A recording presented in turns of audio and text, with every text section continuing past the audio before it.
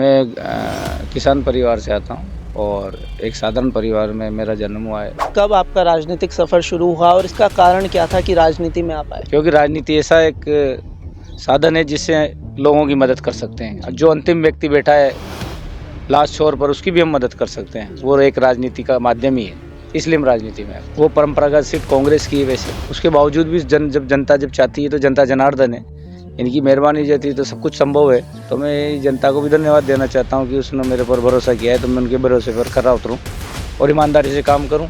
जिस प्रकार उन्होंने मुझे चुना है, तो उनकी जो भी समस्या है वो मेरी समस्या है। जब मुझे चाहे जब बात कर सकते हैं, मिल सकते हैं, और उनको कभी ऐसा महसूस नहीं होने दूंगा कि भाई हमने कि गलत लोगों को चुना है।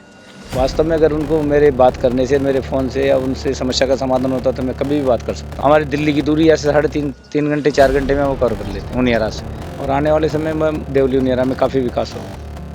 चौमुखी विकास जिसे बोलते हैं वो यही होगा। हम भी यही चाहते हैं कि रेल अगर आती है तो अच्छी बात है, बाकी उसमें कई चीज़ें हैं, कई शर्तें हैं, कई कारण हैं। ये नदी की वजह से कई दिक्कतें आ रही है। सोच रहे आना चाहिए रेल, तो सभी के लिए बढ़िया है। सभी प्रयास करेंगे तो असंभव क्या है, सब संभव है। नमस्कार साथियों, मैं पीयूष गौतम और आप देख रहे हैं स्वर्ण खबर। स्वर्ण खबर के खास कार्यक्रम संघर्षों से भरी कहानी में आपका स्वागत करते हैं।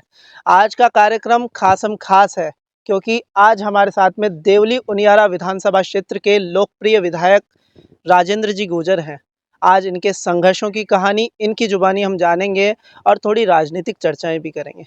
कैसे हैं सर? और बहुत बहुत धन्यवाद, आपने अपना समय दिया। सबसे पहले तो मैं आपको धन्यवाद देना चाहता हूँ कि आपने स्वर्ण खबर की माध्यम से आम जन तक हमारी जो केंद्र सरकार की योजनाएं या जनता की भावनाओं तक पहुँचाएंगे, ऐसा मुझे विश्वास है। जी, बिल्कुल। सर, मैं शुरुआत करना चाहूँगा आपके राजनीतिक सफ़र से। कब आपका राजनीतिक सफ़र शुरू हुआ और इसका कारण क्या था कि राजनीति में आप आए? मैं राष्ट्रीय स्वयंसेवक संघ का कार्यकर्ता हूँ और शुरू से जनता से जुड़ा हूँ। आम जन के बीच में हम शुरू से काम करते रहे हैं और हमें यही प्रेरणा मिलती है कि हमेशा सब लोगों की मदद करें और सभी के काम आए। तो उसके तहत ही हम सब लोग काम करते हैं और काम करते करते हम सामाजिक काम करते करते राजनीति में, क्योंकि भारतीय जनता पार्टी राष्ट्र हित की पार्टी है, आम गरीब को न्याय दिलाने वाली पार्टी है। और देश में जिस प्रकार के आज वातावरण है, उस प्रकार के जो चल रहा है उसमें देश सुरक्षित रहे, तो वो भारतीय जनता पार्टी के प्रधानमंत्री नरेंद्र भाई मोदी जैसे प्रधानमंत्री देश में रहेंगे तो ही देश सुरक्षित रहेगा। तो हम सब इसीलिए भारतीय जनता पार्टी में काम करते हैं और राजनीति में इसी को देखते हुए हम राजनीति में, क्योंकि राजनीति ऐसा एक साधन है जिससे हम आम जन तक लोगों की मदद कर सकते हैं। जो अंतिम व्यक्ति बैठा है लास्ट छोर पर, उसकी भी हम मदद कर सकते हैं। वो एक राजनीति का माध्यम ही है, इसलिए हम राजनीति में आए। शुरुआत कैसे हुई? पहला जो चुनाव था, आपने चुनाव लड़ा, तो उसकी कहानी क्या रही? पहला किस्सा आप मतलब कैसी तैयारियाँ की? कैसे जनता के बीच में गए उसके बाद? हम तो भारतीय जनता पार्टी के पहले मैं युवा मोर्चा में प्रदेश कार्यालय मंत्री रहा, जी। युवा मोर्चा का जिलाध्यक्ष रहा, तो संगठन में तो काम करते ही थे। हाँ जी। और संगठन में काम करते करते पार्टी देखती कि भाई अच्छा कोई कार्यकर्ता हो, उसको टिकट दिया जाए। तो पार्टी ने मेरे को 13 से 18 में जो चुनाव था 13 वाला, तो 13 में मुझे पार्टी ने मुझ पर विश्वास जताया और उनको विश्वास था कि भाई ये अच्छी सी सेवा करेगा, पार्टी का भी काम करेगा, जनता की भी सेवा करेगा और पार्टी को भी आगे बढ़ाएगा। तो उन्होंने मुझे पार्टी में 2013 में मुझे टिकट दिया और 13 में मैं चुनाव जीत के आया और 5 साल तक मैंने जनता की सेवा की, ईमानदारी से की और सबको अपना समझ के किया। हमने कभी किसी से भेद नहीं किया, हम सबको अपना समझते हैं। भारतीय जनता पार्टी कभी किसी में भेद करता नहीं है, इसलिए हम काम करते करते चल रहा है। और 13 से 18 में विधायक रहे, 18 में हम चुनाव हार गए और पुनः एक बार फिर 24 में मैं फिर टिकट दिया गया पार्टी में, विश्वास जताया पार्टी ने। तो अब आम जनता के सामने क्या मुद्दे आपको दिखाई देते हैं अगले चुनाव को लेकर के या इस कार्यकाल को लेते हुए? आम जन को रोटी पानी कपड़ा मकान आम जो गरीब व्यक्ति, अंतिम व्यक्ति, उसकी सुविधा के लिए जैसे प्रधानमंत्री जी प्रधानमंत्री आवास योजना चला रहे हैं। हमारी माताएं बहनें जो अ, गैस का जो सिलेंडर उनको दे रहा है मुफ्त, जो हमारे बीपीएल श्रेणी के परिवार हैं उनको, ताकि उनको चूल्हा जो जलाते थे धुआं से उससे कई परेशानी आती थी। नल से जल की योजनाएं, जो पानी की जो समस्या थी उसके लिए पानी की व्यवस्था की है। पंडित दीनदयाल जी के नाम से पंडित विद्युतीकरण योजना में जो गाँव ढाणी मजरा में जो लोग अकेले बैठे थे वहाँ लाइट नहीं पहुँचती थी, क्योंकि उनके पास इतना पैसा नहीं था। पंडित दीनदयाल जी के नाम से योजना चलाकर ढाणी तक भी लाइट पहुँचाने का काम किया है। और पंडित दीनदयाल जी हमारे जो पार्टी के हमारे पहले संस्थापक सदस्य रहे हैं, उनका यही कहना था कि भाई जब तक अंतिम व्यक्ति का विकास नहीं होगा या सुविधा अंतिम व्यक्ति तक नहीं पहुँचेगी, जैसे पानी है, बिजली है, शिक्षा है, चिकित्सा है, उद्योग है, कई हैं, सभी है, तो सभी प्रकार की सुविधा जब तक आम जन तक नहीं पहुँचेगी, जब तक हमारा देश आगे नहीं बढ़ सकता। इसलिए मोदी जी भी यही चाहते हैं कि जो हम योजना, केंद्र की योजना है, जो लास्ट अंतिम छोर तक आदमी तक पहुँचनी चाहिए, चाहे वो शासन हो चाहे प्रशासन हो, हम सबका एक ही दायित्व है कि वो अंतिम व्यक्ति तक सुविधा पहुँचे। और वो संपन्न होगा जब जाके हमारा देश संपन्न हो गया। देखा, प्रधानमंत्री अटल बिहारी जी प्रधानमंत्री बने थे, वाजपेयी जी, उस समय प्रधानमंत्री सड़क योजना चली थी, पहले गांव में सड़कें नहीं थी। तो अटल बिहारी वाजपेयी जी के नाम से प्रधानमंत्री सड़क योजना का काम शुरू हुआ और गांव-गांव, ढाणी-ढाणी वहाँ सड़कें बनी। 500 की आबादी के जो भी गाँव थे पहले उस चरण में, उन गाँवों को जोड़ने का काम अटल बिहारी वाजपेयी जी प्रधानमंत्री सड़क योजना के माध्यम, उससे हमारे को इतना फ़ायदा हुआ कि हमारे जो ग्रामीण क्षेत्र के लोग थे अपनी फसल को शहरों तक, दूर तक ले जाना। चिकित्सा के क्षेत्र में जैसे हमारी माताएं बहनें कई बार गर्भावस्था में, जब वो डिलीवरी पीरियड में कई बार दिक्कतें आती, साधन नहीं थे तो उनकी असमय मृत्यु हो जाती थी। आज हम साधन से शहर में दिखा सकते हैं। हमारे बच्चे पढ़ने जाते हैं तो पहले साधन के अभाव में पढ़ाई छोड़ देती थी बालिकाएं, आज वो साधन है, रोड है, तो वो स्कूटी, साइकिल के माध्यम से 2, 5, 10 किलोमीटर के एरिया में आराम से अपना जाकर, पहले स्कूल, एक सीनियर सेकेंडरी स्कूल नहीं थी पहले। हमारे 13 से 18 में जब वसुंधरा राजे जी मुख्यमंत्री बनी, उस समय माध्यमिक से उच्च माध्यमिक विद्यालय सभी पंचायत हेडक्वार्टर पर खोलने का काम किया। पहले नहीं थी, पर उससे लोग एक पंचायत दूसरी पंचायतों में जाते थे, 2-2, 3-3 पंचायत में एक स्कूल थी, या शहर की तरफ जाते थे तो उनको इसका लाभ मिलता था कि भाई वो साधन, रोड से व्यापार भी बढ़ता है। हमारी ज़मीनों की, ग्रामीण क्षेत्र के लोगों की ज़मीनों की रेट बढ़ गए, पहले रास्ते नहीं थे। जब डामर रोड आपके खेत में गाँव तक, ढाणी तक पहुँचती तो आदमी को सुविधा हो जाती, तो हमारी ज़मीनों की भी वैल्यू बढ़ गई। तो उससे इतना डेवलप हुआ, इतना विकास हुआ, जो आपको दिख ही रहा है किस प्रकार से चल रहा है काम। पूछना चाहूँगा सर कि 2 बार आप विधायक रह चुके हैं, जी। तो अब विधायक बनने से पहले की उनियारा देवली क्षेत्र को और अब के क्षेत्र को किस तरह से देखते हैं, मतलब क्या विकास उनको? देवली उनियारा में पहले हमारे 13 से 18 से पहले हमारे 92 में हमारे विधायक रहे थे, फिर 3 से 8 में हमारे विधायक रहे, तीसरी बार फिर मैं जीता और चौथी बार भी मैं इस बार जीता। तो 16 में से 4 बार ही हम विधायक बीजेपी के हम रहे, जिसमें 2 बार मैं रहा।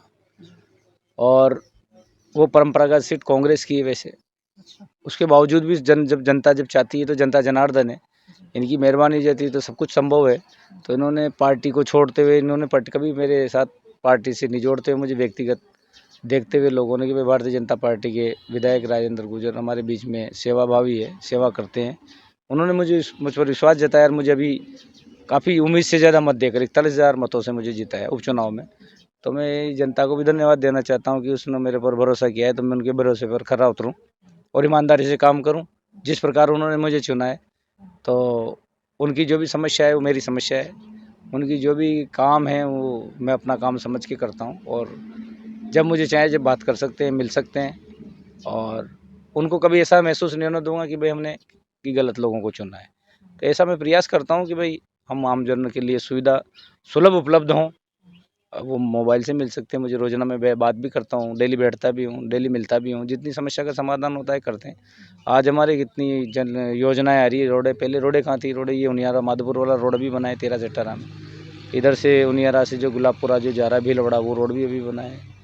अभी ये बन रहा है अपना दिल्ली बम्बई एक्सप्रेस से, आज सारा उनियारा से टच में सीधा जा रहा है। इतना विकास हो रहा है जो आप देखो, हमारे बांधे हैं उसमें, बांधों में भी 7 करोड़ रुपये नालियाँ जो अपने इरिगेशन के बांध है उसकी जो नहरों के सुदृढ़ीकरण के लिए 7 करोड़ रुपये भी सैंक्शन, उससे पहले भी चल रहा है काम अभी भी काम चल रहा है और उसका नया शुभारंभ नई सभी बंदों में करोड़ों रुपए का काम और पुलियाएँ बन रही है। अभी हमारे डूब क्षेत्र में 13 से 18 से पहले जब ये बिसलपुर का बांध बंदा था उस समय विस्थापित हुए थे यहाँ से लोग, उनके लिए रोडों उस समय बनी, उसके बाद रोड ही नहीं बनी, इरिगेशन के बाद पैसा नहीं था।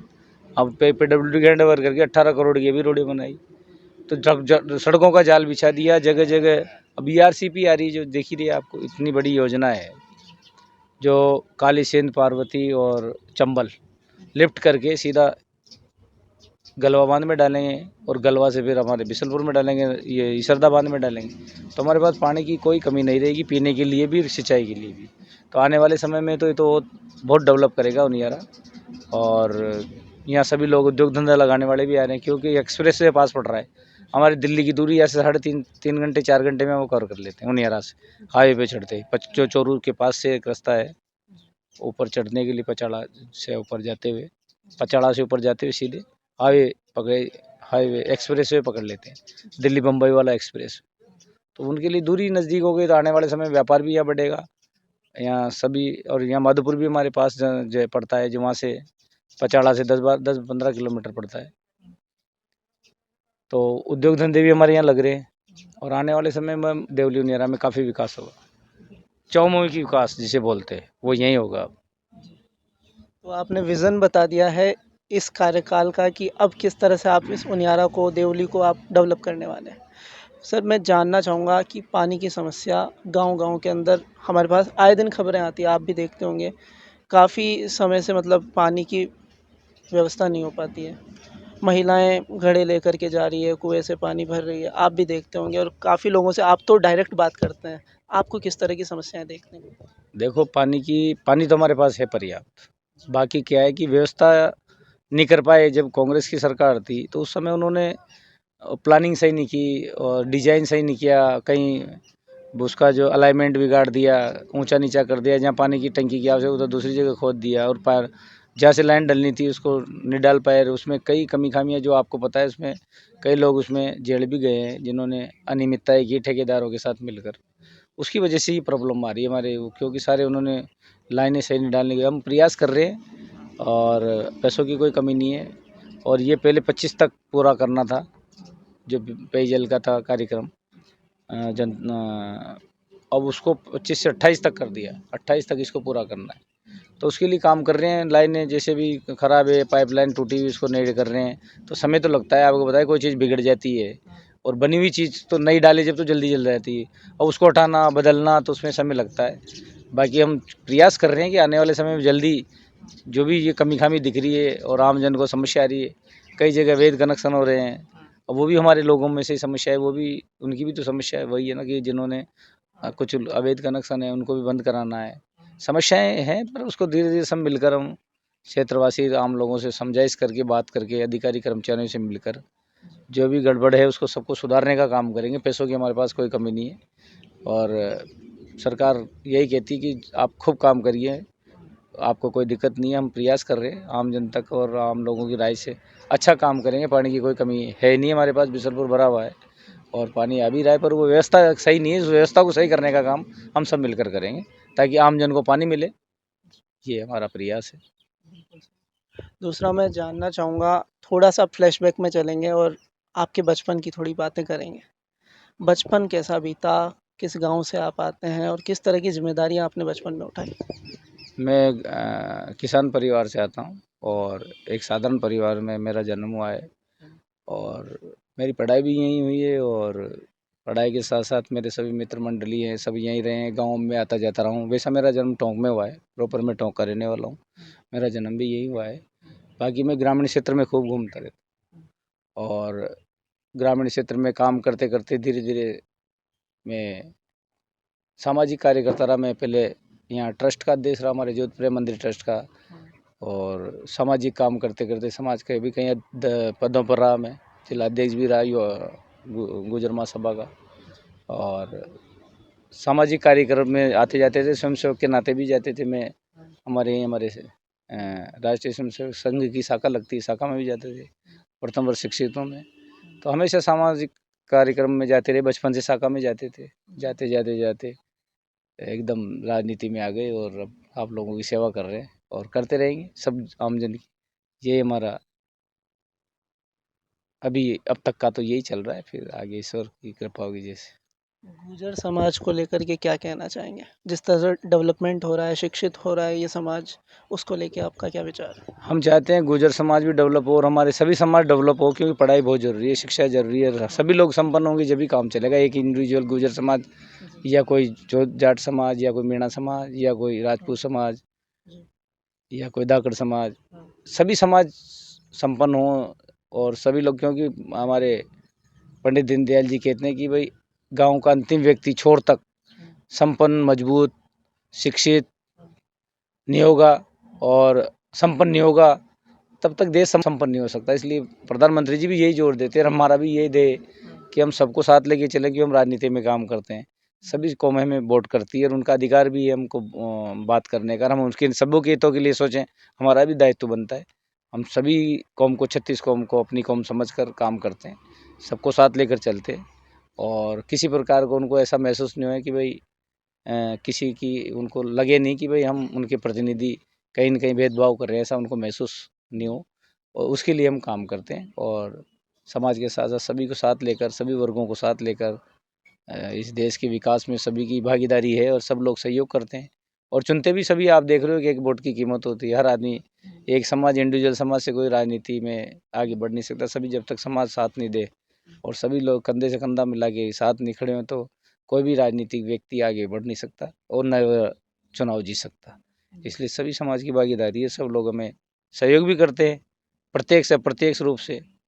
मैं उन सबको भी धन्यवाद देता हूँ कि जिन्होंने प्रत्यक्ष अप्रत्यक्ष रूप में हमारी चुनाव में मदद करते हैं और बढ़ चढ़ कर हिस्सा लेते हैं।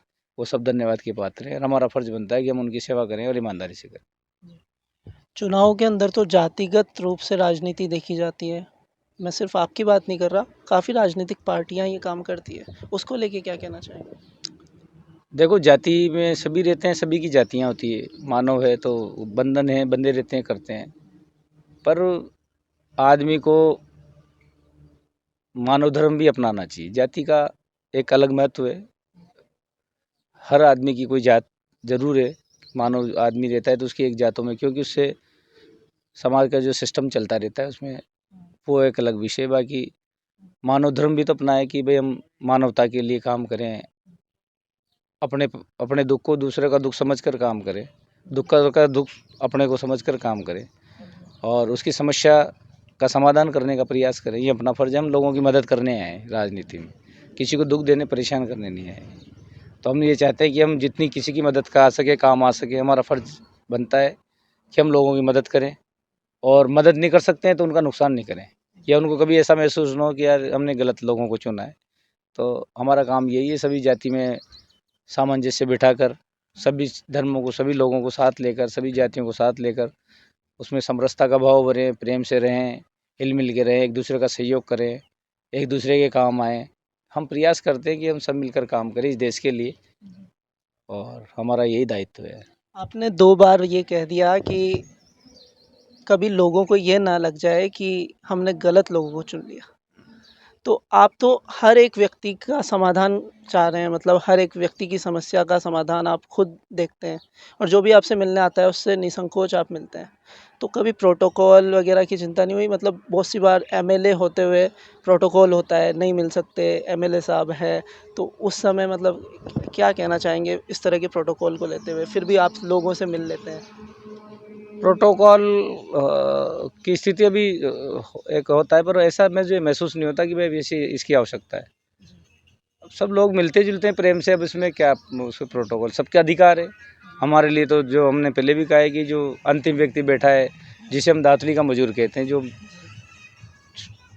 उसको भी हमारे लिए हमारा इतना ही सम्मान है और हमारे जो भी कोई सेठ साहूकार हैं, हमारे उद्योगपति हमारे, उसके लिए भी इतना ही सम्मान। हम सबको एक नज़र से देखते हैं, हमारे लिए कोई बड़ा छोटा नहीं है, हम सबको समान दृष्टि से देखते हैं। इसलिए हमको ऐसा लगता नहीं कि भाई उसके लिए तो प्रोटोकॉल की आवश्यकता है और उसको अलग से ट्रीटमेंट मिलेगा और इसको अलग से मिलेगा। हम लिए सब जो ठीक है, पहले आप मिल जाते हैं जो भी, और हम सब मिलकर सामंजस्य, कोई भी आता है तो हम बात कर लेते हैं, जैसे उनकी आवश्यकता के अनुसार हम बात कर लेते हैं। पहले उनको बात करनी है उनसे कर लेते हैं, और वो लेट आते हैं तो उनसे बाद में कर लेते हैं। तो मुझे कभी ऐसा लगता नहीं कि भाई ऐसा कोई वो पहले वो मिलेंगे, कोई ऐसे मिलेंगे, जो भी जैसा चाहते हैं हम सब मिल के बैठ कर एक दूसरे को समझ लेते हैं, भाई ठीक है इनके जल्दी है तो पहले ये बात कर लेंगे। तो मुझे तो लगता नहीं कभी ऐसा महसूस नहीं हुआ कि भाई ऐसी आवश्यकता है। और वो आपको लगता है तो वो अलग विषय, मेरे को कभी ऐसा महसूस नहीं हुआ। नहीं, ऐसा मैं इसलिए कह रहा हूँ क्योंकि एज ए एमएलए प्रोटोकॉल काफ़ी हाई रहता है कि नहीं मिल सकते आप, तो आपके लिए कभी ऐसा एहसास नहीं हुआ नहीं, आपको? मुझे तो कुछ ऐसा नहीं, मुझे कभी भी कोई मिल सकता है, आवश्यकता है तो कोई भी अगर वास्तविक स्थिति है, कोई मिलना चाहे, बहुत बात करनी है, कोई बात हो तो उनके मन की, कोई भाई मेरे से मिलने से कोई उनकी समस्या का समाधान हो सकता है तो मैं कभी भी मिल सकता हूँ, कभी भी मिले। कोई प्रोटोकॉल नहीं कि भाई इतने बजे से इतने बजे तक मिलेंगे, कितने बजे से इतने बजे तक सोएंगे, कितने से इतने बजे तक खाएंगे पिएंगे। हमारे लिए कोई प्रोटोकॉल नहीं है, जब चाहे जब मिल सकता है आदमी, जब चाहे जब बात कर सकता है। और वास्तव में अगर उनको मेरे बात करने से, मेरे फ़ोन से या उनसे समस्या का समाधान होता तो मैं कभी भी बात कर सकता हूँ। निसंकोच होके मुझे कभी 12 बजे, 10 बजे, 1 बजे कभी भी बात कर सकता है आदमी, निसंकोच होके। कोई प्रोटोकॉल की मैं आवश्यकता नहीं समझता कि भाई नहीं ये नियम, ऐसा कोई नियम कायदा या कोई प्रोटोकॉल नहीं कि भाई इतने बजे से इतने बजे मिलेंगे। मैं वैसे भी मिलता हूँ 11 बजे से, जब तक यहाँ लोग आते हैं फिर फील्ड में जाता हूँ। तो प्रयास करता हूँ भाई सब लोग मिले बस। जनता की सेवा के लिए आप पूरी तरह से तत्पर हैं और पूरी तरह से समर्पित हैं। एक आखिरी सवाल सर, जो पूरे टोंक ज़िले के लिए महत्वपूर्ण है एक तरह से और काफ़ी समय से चुनावी मुद्दा बना हुआ है, टोंक शहर की रेल, टोंक ज़िले की रेल, क्या कहना चाहेंगे? देखो, ये काफ़ी टाइम से लोग मुद्दा उठा रहे हैं और ठीक है, जनता की मांग भी रहती है भाई रेल होना चाहिए। हम भी यही चाहते हैं कि रेल अगर आती है तो अच्छी बात है, बाकी उसमें कई चीज़ें हैं, कई शर्तें हैं, कई कारण हैं, ये नदी की वजह से कई दिक्कतें आ रही है। अच्छा। तो वो सब चर्चा कर रहे हैं, सरकार की भी कई बंदिशें रहते हैं, परिस्थितियाँ, बाकी सब लोग प्रयास कर रहे हैं कि यहाँ रेल आए। तो रेल के लिए हम सभी प्रयासरत हैं, कोशिश करेंगे, आनी चाहिए रेल, हम भी सहयोग करेंगे हमारे से, जो भी हमको कहना है ऊपर हमारे माननीय मुख्यमंत्री जी को, वहाँ तक बात करते हैं, तो बात करेंगे जब भी अगर आवश्यकता होगी, बात करके तो सोच रहे हैं आना चाहिए रेल, तो सभी के लिए बढ़िया है, सभी प्रयास करेंगे तो असंभव क्या है, सब संभव है, थोड़ा समय ज़रूर लग सकता है, ये है। तो साथियों, ये थे देवली उनियारा क्षेत्र के लोकप्रिय विधायक राजेंद्र जी गुर्जर। आपको ये इंटरव्यू कैसा लगा, इसको कमेंट के माध्यम से बताएं और जितना ज़्यादा हो सके उतना ज़्यादा शेयर करें। अगले कार्यक्रम में अगली संघर्षता की कहानी के साथ फिर मिलेंगे, तब तक के लिए धन्यवाद और नमस्कार।